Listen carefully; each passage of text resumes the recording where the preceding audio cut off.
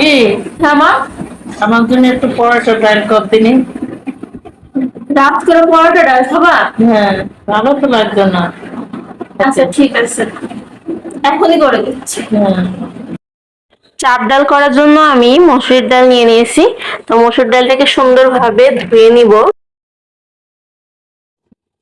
অন্যান্য ডালগুলোর তুলনায় আমার কাছে যেন মনে হয় মসুর ডালের তৈরি খাবারটা বেশি ভালো লাগে। ডালটা আমি প্রেসারে সিদ্ধ করে নেব। প্রেসারে সিদ্ধ করলে কি আমার কাছে মনে হয় সবকিছু না তাড়াতাড়ি হয়, আর সিদ্ধটাও খুব সুন্দর হয়। সাথে এই যে কাঠ মশলা, 2 পিস ফল দিয়ে দিলাম, আধা আধি পরিমাণ হলুদ লবণ দিয়ে দেবো, কারণ এটা আবার তেলে দিতে হবে, তখন কিন্তু আবার মেপে দিতে হবে। এখন এই পরিমাণে দিয়ে সিদ্ধটা করে নেব। কিছুটা পরিমাণ পানি দিব যাতে সিদ্ধটা খুবই সুন্দরভাবে হয়ে যায়। রাত করে রান্না বান্না মোটেও আমার ভালো লাগে না, কিন্তু কি আর করেন, আম্মু যেহেতু খেতে চেয়েছে। একটা গাবলাতে আমি পানির সাথে কিন্তু চিনি, লবণ এবং তেল সবগুলো একসাথে দিয়ে নিব। আর আপনাদের মনে প্রশ্ন হতেই পারে যে চিনিটা আমি কেন দিচ্ছি।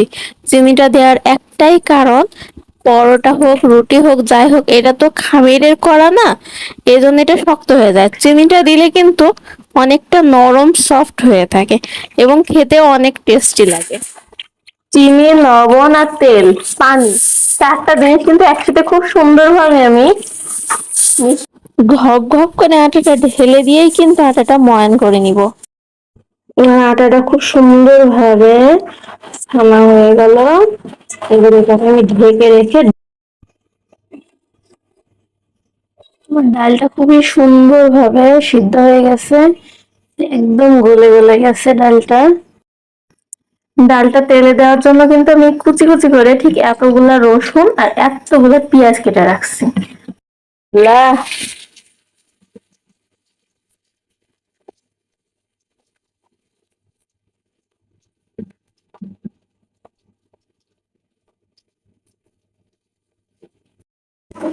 পেঁয়াজগুলো কিন্তু ঠিক বাদামি বাদামি হয়ে এসছে। এখন আমি দিয়ে দেবো সামান্য জিরা বাটা, এটা খুবই জরুরি।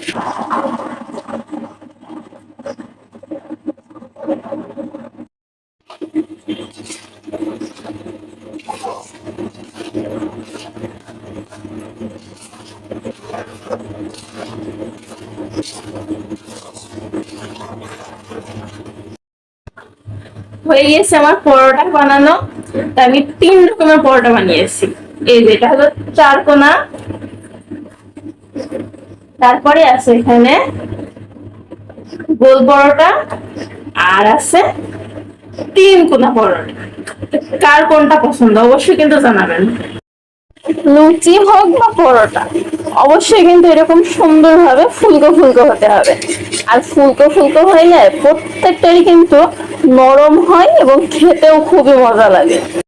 রেডি হয়ে গেছে আমার পরোটা।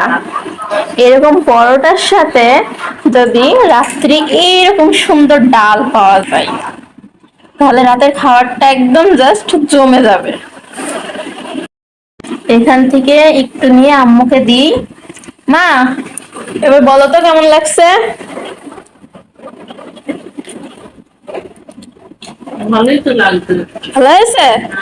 আচ্ছা।